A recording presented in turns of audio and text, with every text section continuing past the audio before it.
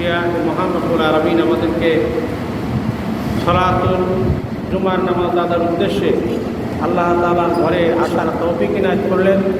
আমরা মাহবুদের দরবারে শুকরিয়া আদায় করি, সকলে বলি আলহামদুলিল্লাহ। আল্লাহ তাআলার মেহেরবানি আমাদেরকে এই বৃষ্টির ভিতরেও এই অবস্থার মধ্যে প্রতিকূল পরিবেশে মাহবুদের মেহেরবানি আমাদের উপর আল্লাহ তাআলা মেহেরবানি করেছেন যে আমরা তার ঘরে আসতে পেরেছি। এই জন্য আমরা শুকরিয়া আদায় করব না আল্লাহর কাছে, আলহামদুলিল্লাহ। সম্মানিত মুসলিম ভাইরা, প্রতি জুমার ন্যায় আজকেও আমি আপনাদের সামনে অত্যন্ত পরিচিত একটা সূরা ফালাক আমি আপনাদের সামনে তেলাওয়াত করেছি। অত্যন্ত গুরুত্বপূর্ণ এই সূরাটা। আমি আপনাদের একটু জিজ্ঞেস করতে চাই, সূরা ফালাক তো আপনাদের সকলের মুখস্থ আছে নাকি বলেন?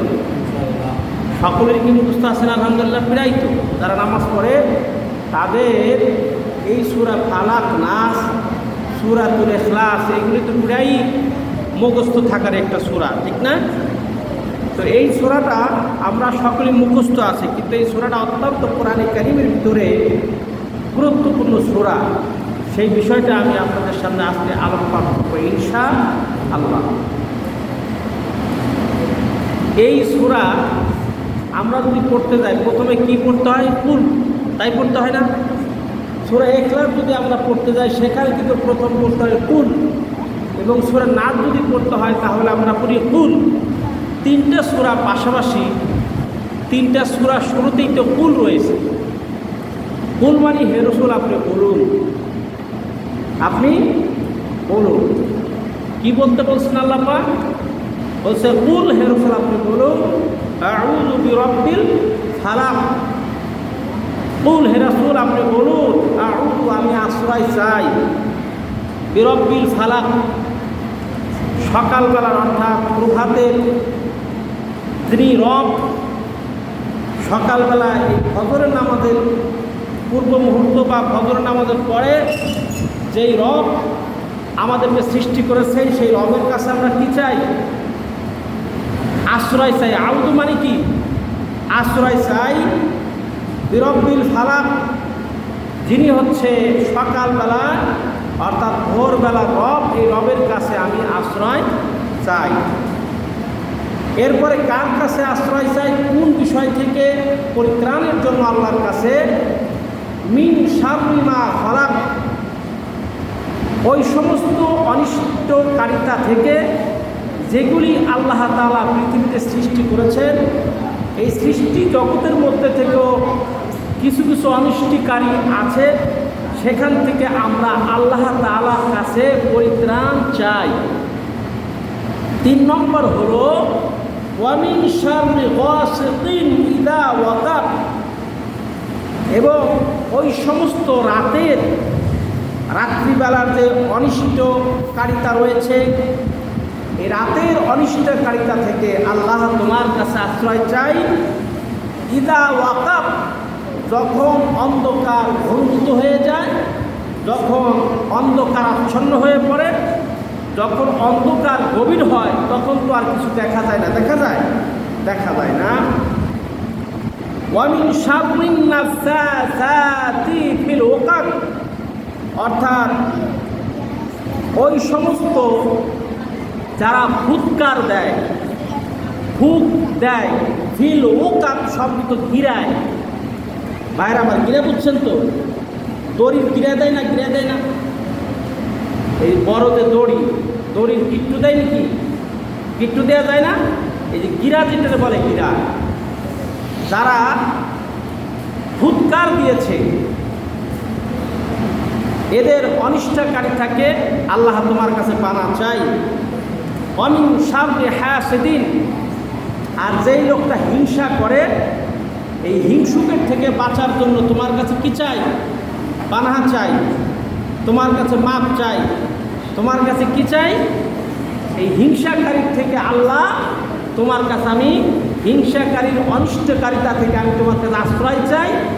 ইদা, যখন হাসাদ, যখন হিংসাকারী সেটা হিংসা করে। প্রিয় মুসলিম ভাইরা, আমি প্রথমে সরল অনুবাদটা আপনাদেরকে শোনালাম, কিন্তু প্রত্যেকটা সূরার একটা প্রেক্ষাপটে আল্লাহ তাআলা নাজিল করেছেন। প্রেক্ষাপটটা না বললে এই শুধু অনুবাদ আমি যে আপনাদের সামনে করলাম এটা পুরাটা বোঝা যাবে না যদি এর প্রেক্ষাপটটা না বলি। আসুন প্রেক্ষাপটটা বলবো, তার আগে একটু ফজিলত বলে নিই। ফজিলত হলো রাসূল পাক সাল্লাল্লাহু আলাইহি ওয়াসাল্লাম বলেছেন,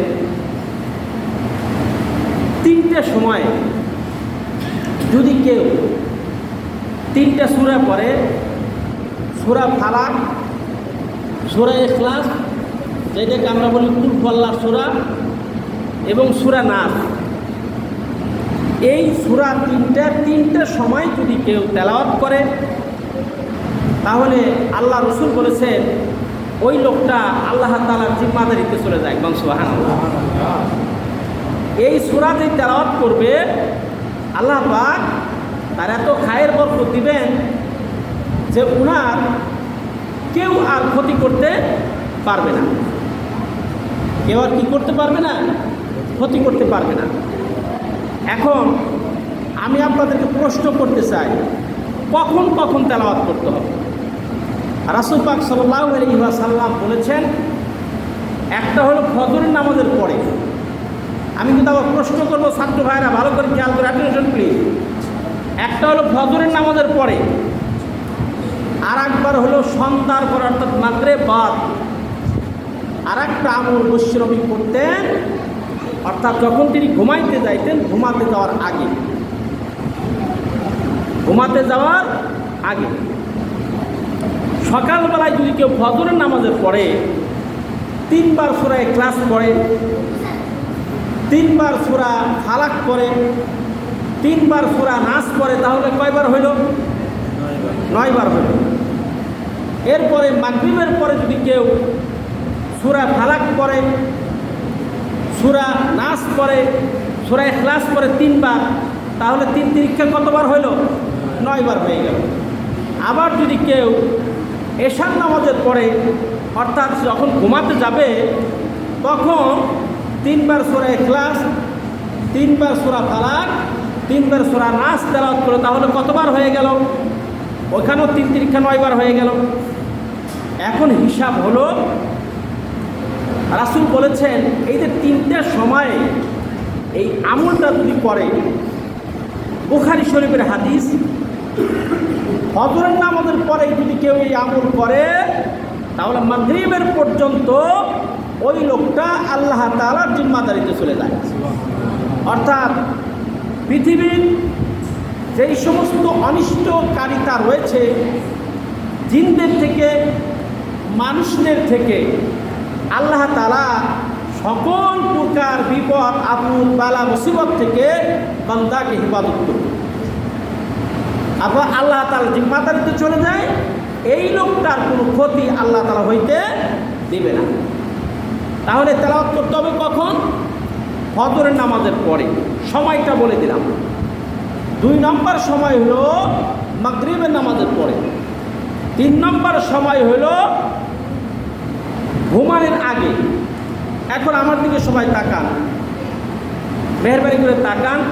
রসুল বলেছেন যে এই যে সূরাগুলি তেলাওয়াত তোমরা করবে, এটা নিয়ম কি? নিয়ম হলো আপনি এই 2টা হাত, রাসূল আজকে যে তাফসীর করেছি, রাসূল যে ভাষায় কথাগুলো বলেছেন আপনাদের আমি সেটাই শুনে দিচ্ছি। রাসূল বলেছেন 2টা হাতকে আপনি সামনে নিয়ে আসেন, এইরকমভাবে সামনে নিয়ে আসেন।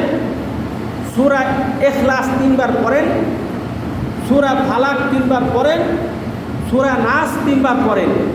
এরপরে হাতের ভিতরে এরকমভাবে দম করেন। দম করার পরে আপনার এই 2 হাত যতদূর যায়, মাথা সহ সারা শরীরে এইবার মাসের করে দেন। আপনার হাতটা যতদূর পর্যন্ত যায়, এইবার মাথার থেকে পা পর্যন্ত মাসে করে দেন। এই কাজটা করলে লাভটা কি? লাভ হইল, যদি কোনো মানুষ এই ব্যক্তিকে জাদু করে, সেহের করে, এই লোকটাকে যদি কোনো বান দেয়, তাহলে এই আমল যদি কোনো ব্যক্তি করতে থাকে, তার শরীরে জাদু টুনা ভাঙ তার শরীর স্পষ্ট করবে না। সুবহানাল্লাহ।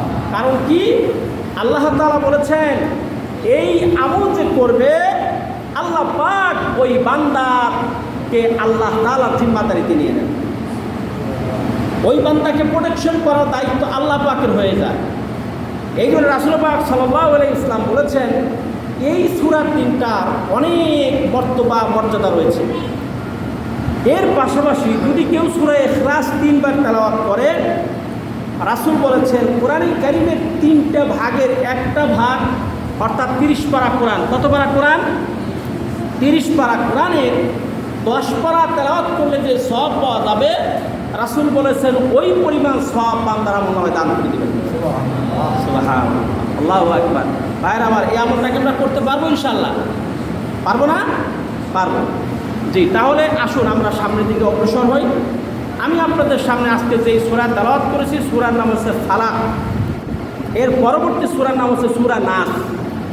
তাহলে কোরআনুল কারীমের 113 নম্বর সূরা আমি আপনাদের সামনে তেলাওয়াত করেছি। এরপরে 114তম সূরা হচ্ছে সূরা আন-নাস। অর্থাৎ কোরআনুল কারীমের তেলাওয়াতের দিক থেকে আপনার সর্বশেষ সূরা। সূরার নাম কি?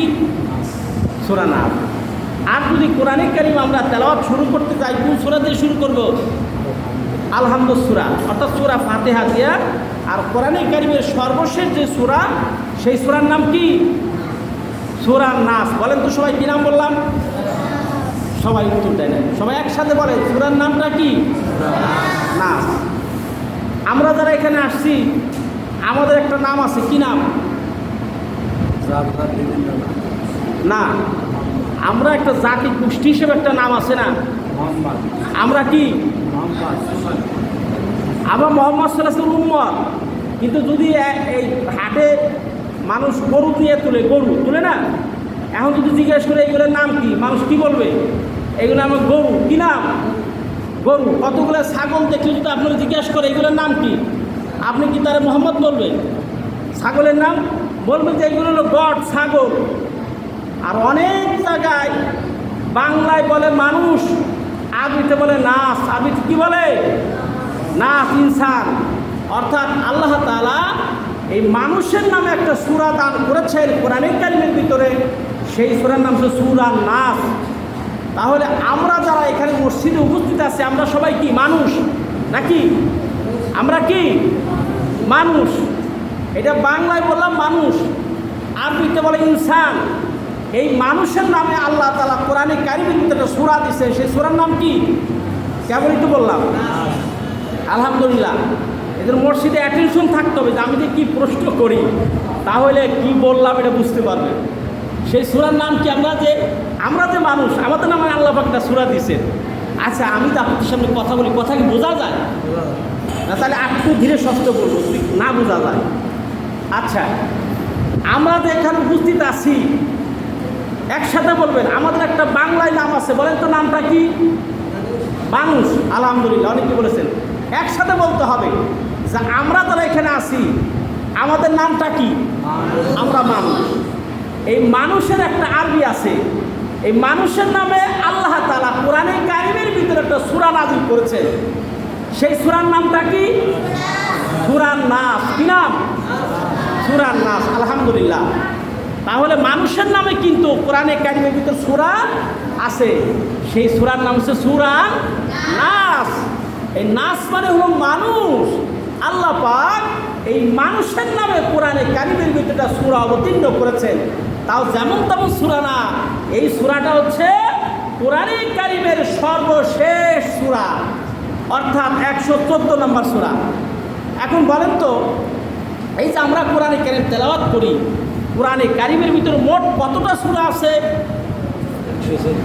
114টা সূরা আছে। ছাত্র ভাইরা বলবা কতটা সূরা আছে? আলহামদুলিল্লাহ, 114টা সূরা। 114 সূরার ভিতরে আমরা যে আজকে যেই মানুষের নামে আল্লাহ পাক সূরা নাযিল করেছে, এই সূরার নাম কি? সূরা আন-নাস। আলহামদুলিল্লাহ, মানুষের নামে একটা সূরা। কি খুশি সংবাদ না আমাদের জন্য যে আল্লাহ তাআলা আমাদেরকে কত ভালোবাসেন। এই মানুষের নামে কোরআনুল কারীমের ভিতরে কি আছে? সূরা আছে। আবার আল্লাহ তাআলা হাতির নামেও কিন্তু কোরআনে কারিমের ভিতর সূরা আছে। বলেন তো সেই সূরাটার নাম কি? সূরা ফিল। কি নাম? এই প্রাণী জগৎ মানুষের নামে যেমন কোরআনে সূরা আছে, আবার হাতির নামেও আল্লাহ পাক কোরআনে সূরা দান করেছেন। সেই সূরার নাম কি? সূরা ফিল। আবার মনে করবেন না যে হাতি অনেক বড়, মানুষ তো অনেক বুদ্ধিমান, এদের নামে সূরা আছে, কিন্তু আল্লাহ পাক একেবারে ছোট্ট একটা প্রাণী, তার নামও কিন্তু সূরা নাযিল করেছেন। কি নাম? পিঁপড়া। এই পিঁপড়ার একটা সূরা আছে। কি নাম দিলাম? সূরা নাম হচ্ছে সূরা নামল। কি নাম? সূরা নামল। আবার একটা তুচ্ছ প্রাণী যার শক্তি নাই গায়ে, খালি হাত পা আছে, নাম মাকড়সা। এই মাকড়সার নামও কিন্তু কোরআনে কারিমে সূরা আছে। সেই সূরার নাম কি? সূরা আনকাবুত। কি নাম বললাম? সূরা আনকাবুত। আলহামদুলিল্লাহ। তাহলে মানুষের নামে সূরা আছে, হাতির নামে সূরা আছে, মাকড়সার নামে সূরা আছে, পিপিলিকার নামেও কি আছে? সূরা আছে। আলহামদুলিল্লাহ। এখন আমি আপনাদের সামনে আজকে যে সূরা পড়েছি, এই সূরাটার নাম কি? সূরা আল ফালাক। ফালাক শব্দের অর্থ কি বলেন তো দেখি? ফালাক শব্দের অর্থ হইল এই যে সকালবেলায় যে উষা অর্থাৎ প্রত্যুষে, যেটাকে আমরা বলি প্রবাহ, এই যে আজানের আগে শুভে সাদেক, এই যে সকালবেলায় যে একটা অবস্থা তৈরি হয়, এর নামে আল্লাহ পাক একটা সূরা দিয়েছেন। সূরার নাম হচ্ছে সূরা ফালাক। আলহামদুলিল্লাহ। রসুলি ভাইয়েরা, অ্যাটেনশন প্লিজ নাও। এখন কাম টু দ্য পয়েন্ট, আমি মূল জায়গায় চলে যাচ্ছি। এই যে সূরা আল ফালাক, সূরা আন নাস কেন তেলাওয়াত করলেন? কেন আল্লাহ তাআলা নাযিল করলেন? কি প্রেক্ষাপটে নাযিল করলেন? আমরা যে মুহাম্মদ সাল্লাল্লাহু আলাইহি ওয়াসাল্লাম উম্মত, আমরা কার উম্মত? সবাই বলেন তো কার উম্মত? হইল না, সবাই বলেন কার উম্মত? আল্লাহু আকবার। এই মুহাম্মদ সাল্লাল্লাহু আলাইহি ওয়াসাল্লাম একবার উনি খুব অসুস্থ হয়ে গেলেন, খুব অসুস্থ। এখন এত বেশি অসুস্থ, রাসূল সাল্লাল্লাহু আলাইহি ওয়াসাল্লাম প্রায় 1 বছর 6টা মাস উনি খুব অসুস্থ। অসুস্থতার ভিতরে এখন কেউ কেউ বলতেছেন হুজুরের কি হয়েছে, কিন্তু হুজুর পার্সোনালভাবে একটু সমস্যায় পড়েছিলেন, কিন্তু মানুষ কিন্তু টের পাইতে দেয়নি। ওনার সমস্যাটা হয়তো উনি মনে করতে পারতেন না যে আমি কি স্ত্রীর কাছে গেছি বা যাই নাই, ওনার এটা মনে হইতো না। দুপুরে কি ভাত খাইলাম, মনে হয়তো খাইছে, আবার মনে হয় না ভাত তো মনে হয় খাইনি। এইরকম একটা অবস্থা বিশ্বনবী মুহাম্মদ সাল্লাল্লাহু আলাইহি ওয়াসাল্লাম শুরু হয়ে গেল। শেষের 3 দিন রাসূল অত্যন্ত বেশি অসুস্থ, খুব বেশি অসুস্থ শারীরিকভাবে। তো রাসূল সাল্লাল্লাহু আলাইহি ওয়াসাল্লাম এরকম শুয়ে আছেন, হঠাৎ করে ঘুমিয়ে গেলেন। কি গেলেন? ঘুমিয়ে গেলেন। 2 জন ফেরেশতা আসলো। কয়জন ফেরেশতা? 2 জন ফেরেশতা এসে একজন ফেরেশতা রাসূল সাল্লাল্লাহু আলাইহি ওয়াসাল্লামের পায়ের কাছে দাঁড়িয়ে গেলেন, আরেকজন ফেরেশতা আল্লাহ তাআলা নবীর মাথার কাছে দাঁড়িয়ে গেলেন। বিভিন্ন মতান্তর আছে, আমি একটা মতান্তর বলছি আপনাদের সামনে।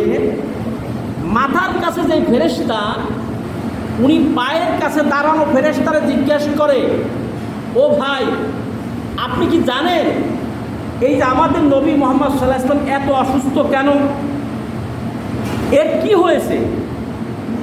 পায়ের কাছে ফেরেশতা বলছে ওনার যে কি হয়েছে এটা আমি জানি। তো বলছে তাহলে বলেন তো আপনি কি জানেন? বলছে আমি জানি রাসূল সাল্লাল্লাহু আলাইহি ওয়াসাল্লামকে জাদু করা হয়েছে। রাসূলকে কি করা হয়েছে? জাদু করা হয়েছে। বলছে জাদু যদি করা হয়ে থাকে তো কে এই জাদুটা করলেন? ফেরেশতা বললেন যে আরব দেশে সবচেয়ে একজন ফেমাস সাহের অর্থাৎ জাদুকর, তার নাম লেবিদ ইবনে আসম। আবার কিন্তু প্রশ্ন করবো আমি, কেবল বললাম কি নাম বলছি? লবিদ ইবনে আসম। বলেন তো আমার সাথে কি নাম বললাম? লবিদ ইবনে আসম আরব দেশের বিখ্যাত ফেমাস একজন জাদুকর। তিনি রাসূল সাল্লাল্লাহু আলাইহি ওয়াসাল্লামকে জাদু করেছেন। এই জাদুর প্রভাবের কারণে বিশ্বনবী মুহাম্মদ সাল্লাল্লাহু আলাইহি ওয়াসাল্লাম অসুস্থ। বলছে পরিত্রাণের উপায় কি? মাপ পাওয়ার কায়দা কি? কায়দা আছে। এই যেই জাদুটা রাসূলকে করা হয়েছে, এই জাদুটা আছে হইল, ওই দেখো সামনে একটা গোত্রের একটা কূপ আছে। কূপ ছোট বাচ্চারা চিনবে না, আপনারা মুরব্বীরা চিনবেন। কূপ দেখছেন না? আগে আগে বিভিন্ন এলাকায় ইন্দারা বা কূপ থাকতেন। এখন তো ঘরে ঘরে টিউবওয়েল হয়ে গেছে। আগে দেখা গেল এক গ্রামে একটা কূপ আছে, ওই কূপের ভিতরটা পানি তুইলা সকল গ্রামের লোকেরা কী করতেন? সেই পানি খাইতো, ঠিক না? এইরকম কূপ আমি দেখেছি, একটা দুটো কূপ দেখার সুযোগ হয়েছে আমার। এই বলছে ওই কূপের ভিতর কেউ পানি খায় না, একটা পরিত্যক্ত কূপ। সেই কূপের নিচে একটা খেজুরের থুপনা আছে। সেই খেজুরের থুপনার নিচে আল্লাহ রসুলের নামে একটা জাদু করা হয়েছে। ওই জিনিসটা যদি ওইখান থেকে তুলে আনা হয়, তাহলে রাসূল পাক সাল্লাল্লাহু আলাইহি ওয়াসাল্লাম সুস্থ হয়ে যাবেন। এখন ডিসকাস করা হলো সেখানে কি কি আছে। দেখলেন যখন রাসূল পাক সাল্লাল্লাহু আলাইহি ওয়াসাল্লাম ঘুম ভেঙে গেল, ঘুম ভেঙে যাওয়ার পরে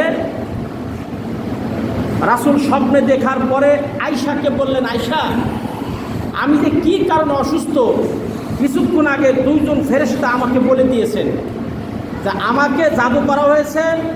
যিনি জাদু করেছেন ওনার নাম হচ্ছে লেবিদ ইবনে আসম। জাদু করেছেন একটা কূপ, কূপের নাম হচ্ছে জারওয়ান, আর একটা অথবা জি আজওয়ান নাম। এই জারওয়ান নামক কূপের ভিতরে আমাকে জাদু করা হয়েছে। রাসূল সাল্লাল্লাহু আলাইহি ওয়াসাল্লাম হযরতে আলী রাদিয়াল্লাহু তাআলা আনহুকে নির্দেশ দিলেন, আলী দেখো তো ওই কূপের ভিতর কি আছে, তুমি উঠাই নিয়ে আসো। কোনো বর্ণনা আছে রাসূল পাক সাল্লাল্লাহু আলাইহি ওয়াসাল্লাম সাহাবীদের নিয়ে ওই কূপের কাছে গেলেন। যাওয়ার পর হযরত আলীকে নামিয়ে দিয়েছেন। নামানোর পরে দেখলেন কূপ থেকে উঠেই একটা খেজুর থুপনা। আপনারা আমাদের দেশে তো ওই আরব দেশে ওই খেজুর নাই, আমাদের দেশে আগে খেজুর ছিল, এরকম ছোটো ছোটো খেজুর হইতো, দেখছেন আপনারা? ছোটো ছোটো খেজুর। তো কীরকম খেজুর? বলছে পুরুষ খেজুর, যেই খেজুরের পরাগায়ন হয় না, এই পুরুষ খেজুর একটা থুপনা। এই থুপনার নিচে একটা চিরুনি, চিরুনির দাঁতের সাথে একটা চুল, এই চুলের সাথে এরকম একটা একটা করে 11টা গিরা দেয়া, এবং সেই চিরুনির পাশে দেখে একটা মোম দিয়ে তৈরি করে একটা পুতুল।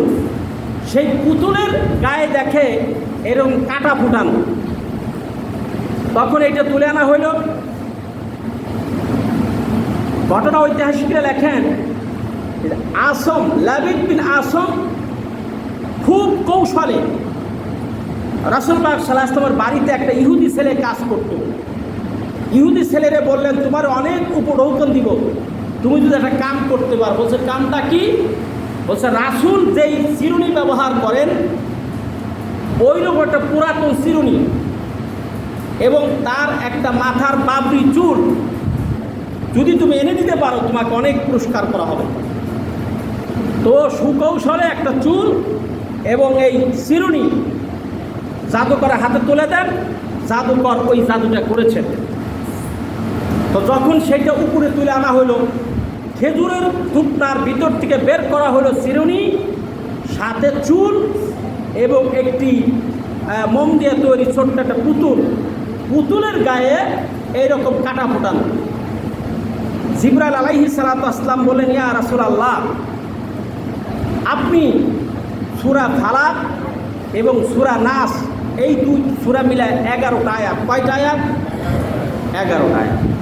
আপনি এই 2টা সূরা তেলাওয়াত করেন, আল্লাহর মেহেরবানিতে আপনি জাদুর এই প্রভাব থেকে বেঁচে যাবেন।